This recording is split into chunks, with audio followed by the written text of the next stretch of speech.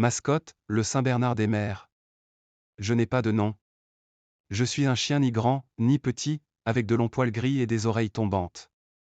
En devenant plus vieux, je commence à avoir aussi des poils blancs. J'étais le chien d'une famille de paysans dans le Berry, les Bouards.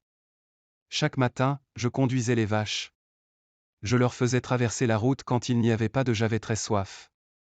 Mais je devais attendre jusqu'au soir pour pouvoir enfin boire. À mon retour, mes maîtres me donnaient quelques déchets de viande ou de légumes et un travail bien et qui sont battus. Ce sont des choses qui arrivent. Peu d'eau. Enfin, ils ne me battaient pas, c'est déjà ça. Il y a d'autres chiens qui. Plein de trous qui laissaient entrer la pluie et le vent. J'allais dormir avec les vaches. Je ne dormais jamais beaucoup parce que je gardais la maison contre les voleurs ou. Une nuit, au printemps, j'entends un grand bruit qui vient du poulailler. Je cours. Trouvé dans la forêt pour nourrir ses petits. Moi, je devais défendre les poules, alors et j'aperçois un renard en train d'attaquer les poules. C'était un renard qui n'avait rien, j'attaque le renard. Nous nous sommes battus longtemps. Finalement il est parti. Je suis resté blessé près du poulailler. Pendant tout le reste de la nuit, j'ai eu très mal. Le lendemain, mes maîtres m'ont trouvé. J'espérais qu'ils allaient me soigner et me remercier pour mon courage.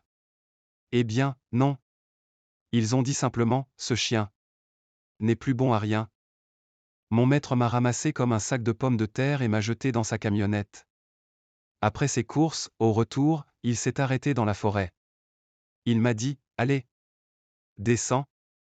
J'ai réussi à descendre tout seul et il est reparti en me laissant et la point je me suis endormi. Le lendemain matin, j'étais étonné de me réveiller encore vivant.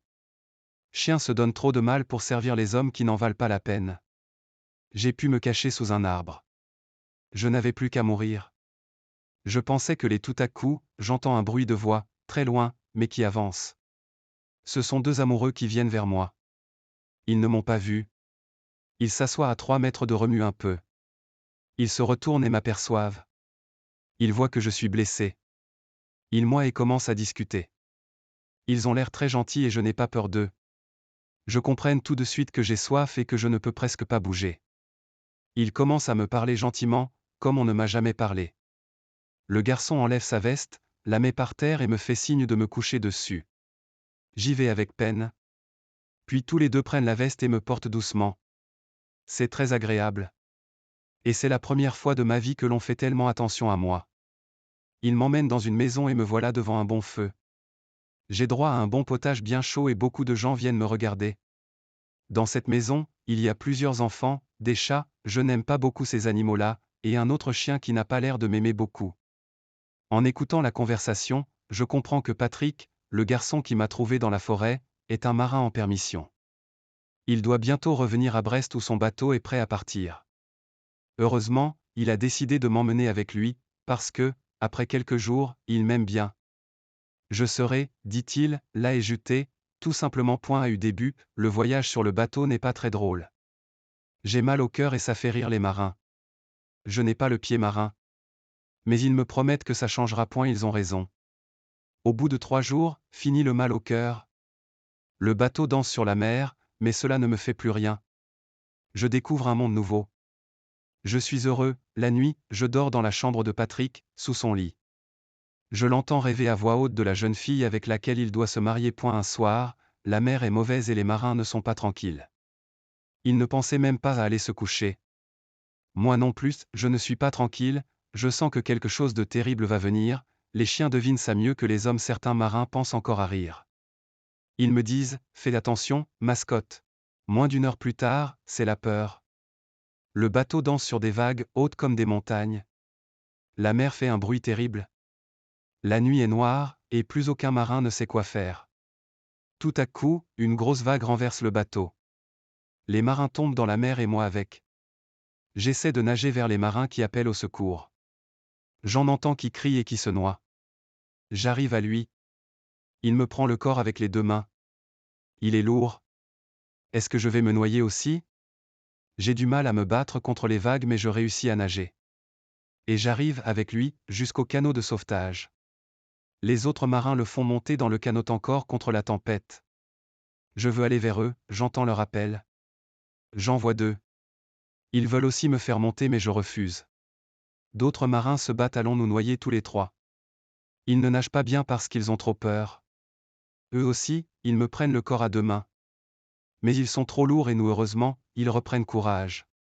C'est extraordinaire. Nous arrivons au canot.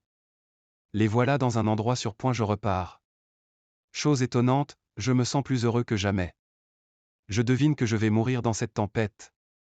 Mais après avoir gardé des vaches toute ma vie, voilà que je sauve des vies. C'est une magnifique aventure pour un chien. Je n'arrive plus à me battre contre les vagues. J'ai usé mes forces. J'ai bu beaucoup d'eau. J'oublie où je suis. Je rêve que je suis dans un nuage. Autour de moi, j'entends des voix. Tout mon corps me fait mal. Je n'arrive pas à bouger. Mon corps brûle. Une main douce se pose sur ma tête. Une voix d'ami me parle. On me donne de l'eau fraîche à boire. Et juté, dit la voix. J'y rouvre les yeux. Autour de moi, il y a 3 enfants dont une petite fille très jolie qui me fait boire, un homme et une femme. Et 2 vieillards qui rient. Vous voyez qu'il n'est pas mort. Et juté, tout ce monde me regarde comme une bête bizarre. C'est bien le chien dont parle le journal, dit quelqu'un. On va annoncer à la police qu'il est vivant.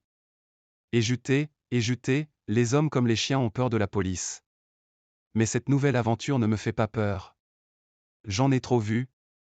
Et puis je comprends à leur voix que ces gens ne me veulent pas de mal. Au contraire, ils parlent de moi comme d'une personne extraordinaire. Cela me redonne envie de vivre. Lens. Un peu plus tard, la maison de pêcheurs où je suis est remplie par des marins, des photographes, des journalistes. On me photographie. On m'appelle le Saint Bernard des mers. Je n'ai sauvé que 3 marins, je le sais bien.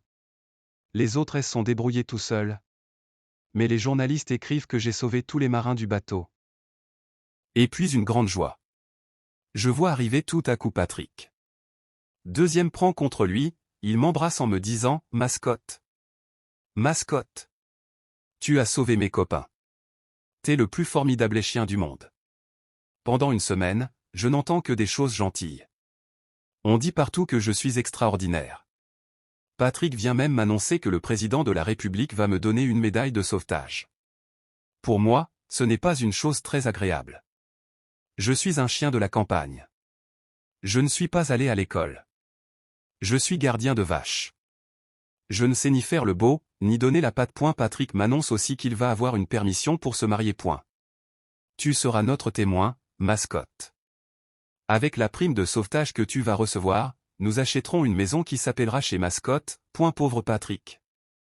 Il oublie que je suis un vieux chien. J'ai 14 ans. Je n'aurai peut-être pas le temps de connaître son premier enfant. C'est dommage. La vie commence seulement à être belle pour moi, mais il est trop tard. En effet, c'était trop beau pour continuer. Patrick apprend que des gens me réclament. Mes anciens maîtres, ceux qui avaient dit que je n'étais bon à rien. Ils ont vu ma photo dans les journaux. Ils ont compris que j'étais, maintenant, le chien le plus connu dans le monde. Je vaux de l'argent.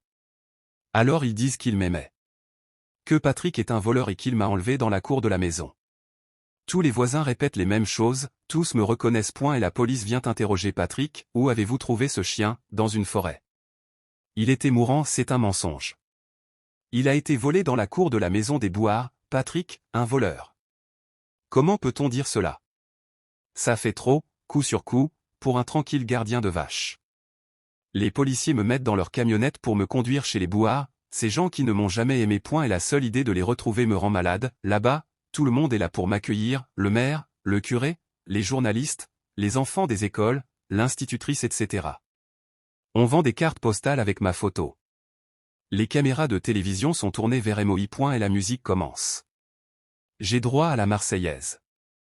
Dans leurs habits de dimanche, les Bouards se sentent presque les rois de la fête. Le maire prend la parole, cet enfant du pays, cet extraordinaire sauveteur à qui le président de la République remettra bientôt. Un journaliste veut interroger Bouard. Il lui pose la première question qui lui vient à l'esprit, comment s'appelait votre chien quand il vivait chez vous? Mon maître ne sait pas quoi répondre. Il n'avait pas de nom. C'était inutile, il venait sans qu'on l'appelle. Vous ne deviez pas vous en occuper beaucoup, comment? Vous avez eu un chien pendant 12 ans sans lui donner de nom, au contraire. Il avait une belle vie. Il dormait toute la journée au coin du feu. Le facteur, qui n'avait jamais reçu le plus petit cadeau chez les Bouards, décide tout à coup de parler point. C'est faux. Votre chien n'a jamais eu le droit de mettre une seule patte chez vous. Vous le laissiez mourir de froid quand il faisait un temps à ne pas mettre un chien dehors. On commence à discuter de plus en plus fort. Le maire ne sait plus quoi faire. Leur argent. C'est le moment où j'arrive. Tous les photographes sont là.